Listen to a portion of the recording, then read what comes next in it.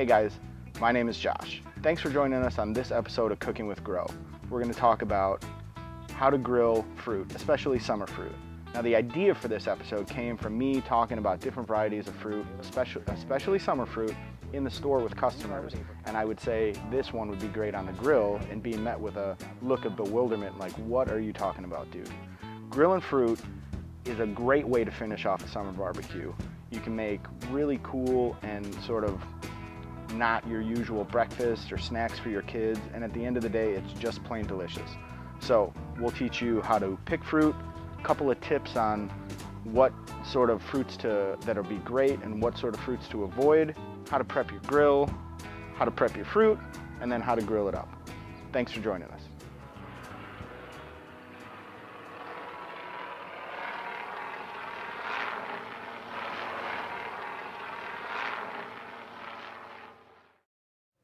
All right guys, so the first thing you want to start thinking about when you know that you want to grill summer fruit is how to pick the right kind of fruit. You want fruit that's a little bit ripe or is just starting to get ripe but not ripe. Ripe fruit, just eat it. It's not going to be good on the grill. Fruit that's underripe is not going to grill right either. Leave that on your counter for a couple of days and then figure out what you want to do with it. Now, when you're picking this ripe but not quite ripe fruit, grab it in your whole hand and give it a squeeze. And if it has a little bit of give, this one's perfect, that's the one you want to use. Don't grab it like this, and don't baby it.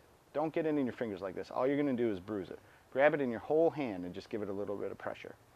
So today what we're going to do is, this first guy is a Naylor Organic Yellow Peach. This little guy is a Kingsburg Orchards Blue Velvet Apricot, a Naylor Organic, this time Yellow Nectarine. This is going to be great. And then the last guy we have is the really first good pluot of the season, which is a Kingsburg Orchards Red Cinnamon pluot. All these are going to be great. Now, one thing you'll notice that all these have in common is none of them are white fruit. You want to avoid white fruit when it comes to grilling or really any heat application at all. They just don't translate. Now, I'm not a scientist, I'm not Alton Brown, I don't know why. I'm guessing it has something to do with the acid, but it just doesn't hold up under heat. Grilling, sauteing, making a pie out of them, anything. Just avoid it. Or you can try it and then email me and say, Josh, I get it, but just trust me. White fruit and heat does not mix. All right guys, so the first one that we're going to prep is the Naylor Organic Peach.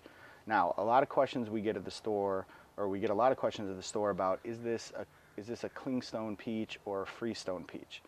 Now first, clingstone and freestone is not a variety. Clingstone and freestone are characteristics of certain varieties, and that has no bearing on how good the fruit is. What it does have a bearing on is how easy it's going to cut when you do want to cut it. So let's get this out of the way. These are all clingstone varieties. Early varieties, early in the season, which is where we are, tend to be clingstone. So when I cut fruit, especially summer fruit, I like to talk about two things. We're going to call this the equator, and you have this little guy which goes from the stem end to the blossom end, and this, I'll get in close so you can see it, this I call the prime meridian. So when we're grilling fruit, we're going to cut along the prime meridian, which is you come down, you feel for the pit, you move out just a little bit, and then you work your way down. Flip it over, do the same thing, and you got two nice halves. What do you do with this part? You eat it. We'll do it again with these guys just so you can see. Again, equator, prime meridian. Can you get that? And we're going to go down one side and the other side, and we got those two nice pieces.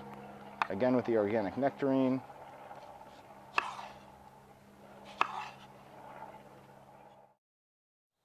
All right, so the next thing you want to think about, once all your fruit is prepped and you're ready to put it on the grill, is how to prep your grill. Now usually when you are going to grill fruit, it's after you've had like a pretty solid grill sesh where there's burgers or tri-tip or pork chops or whatever you have on the grill.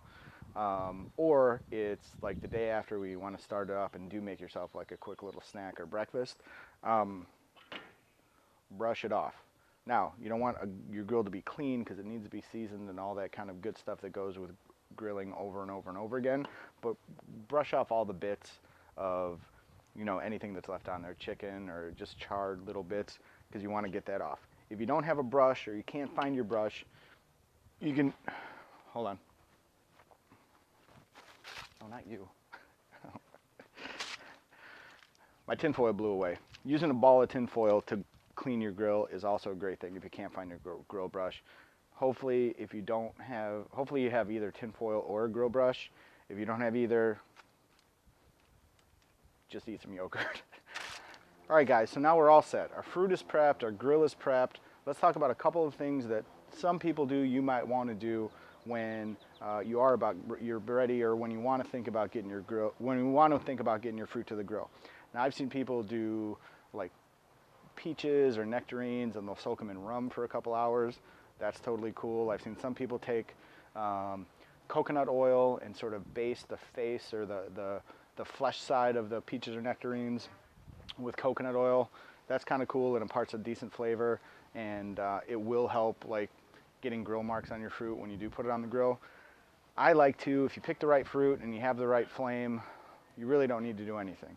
I just like to take the fruit and poke a few holes in it, because I only grill, when I grill summer fruit, I only do the flesh side down. I don't flip it and do it on the skin side. So if you poke a couple of holes, that helps the heat sort of get to the back side of the fruit and make sure it's cooked all the way through, so it's not, you know, nice and creamy and caramelized on one side and a little bit crunchier on the other.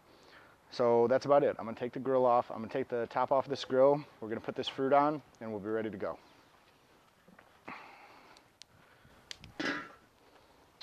All right, guys, so when we're putting this fruit in, the last thing you might want to consider is how close everything is to the main source of heat. So these peaches are sort of bigger, so I have them really centered over the main source of the heat. The pluot and the nectarines were a little bit smaller, so I'm going to have them centered a little bit off to the side. If you're lucky enough that you've done this right and your grill makes that nice sizzling sound for you, then you know you're in pretty good shape. These smaller ones, these are those blue velvet apricots that we talked about. I'm going to put those towards the back. Obviously, they're smaller. They're not going to need quite as much heat to get themselves where we need them to be.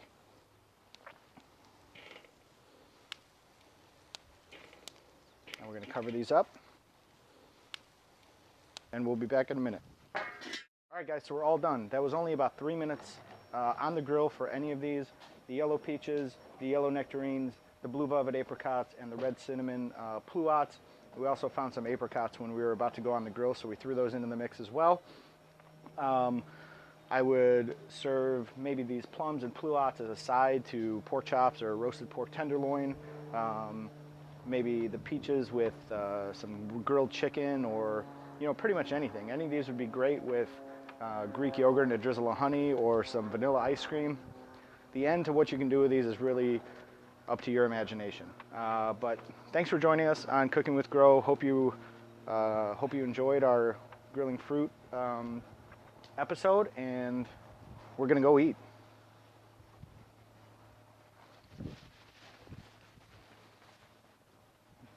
That's pretty good, dude.